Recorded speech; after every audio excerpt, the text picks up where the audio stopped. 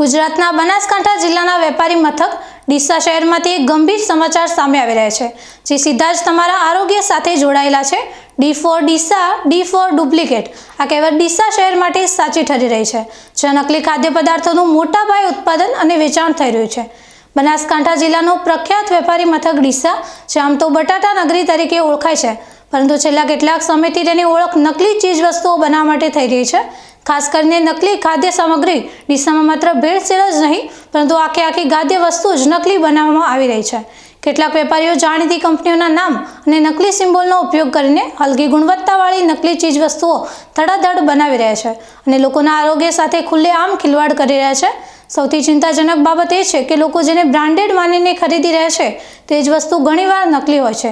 તાજેતરના કિસ્સામાં ડીસામાં આવેલી શિવકૃપા ટ્રેડિંગ નામની દુકાનમાંથી તિરુપતિ કપાસિયા તેલનું નકલી લેબલ લગાવેલો તેલનો ડબ્બો મળી આવ્યો છે। આ કૌભાંડ કંપનીની જાગૃતતાને કારણે ઝડપાયું છે।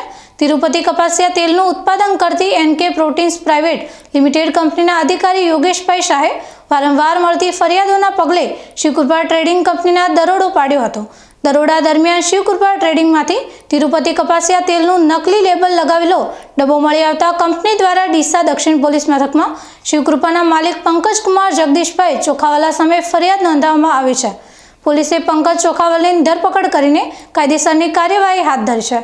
ભગવાન શિવના નામ પર શરૂ કરાયેલી આ પેઢીમાં આવા નકલી ખાદ્ય પદાર્થોનું વેચાણ થતાં તમામ નૈતિકતા નેવે મુકાઈ ગઈ છે। ડીસા સહિત સમગ્ર બનાસકાંઠા જિલ્લામાં આવા શખ્સો સામે ભારે રોષ જોવા મળી રહ્યો છે। આ માત્ર એક જ પેઢી નથી, પરંતુ ડીસામાં ઘણી પેઢીઓ પર નકલી તેલ વેચાતો હોવાની ફરિયાદો ઉઠી રહી છે।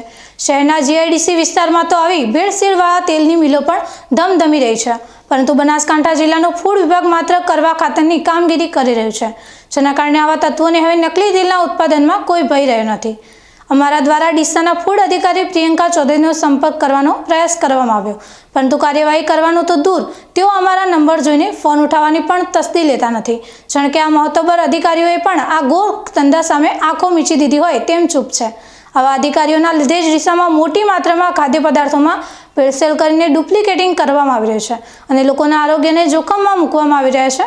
ત્યારે હવે જોવાનું એ રહે છે કે ડીસામાં નકલી ખાદ્ય પદાર્થોનું ઉત્પાદન કરતા આ તત્વોને અંકુશમાં લાવવા માટે સરકારી અધિકારીઓ કેટલા અસરકારક પગલાં લે છે, કે પછી ખાનગી કંપનીઓને જ આગળ આવીને આ બાદીને અટકાવવા પ્રયાસો કરવા પડશે।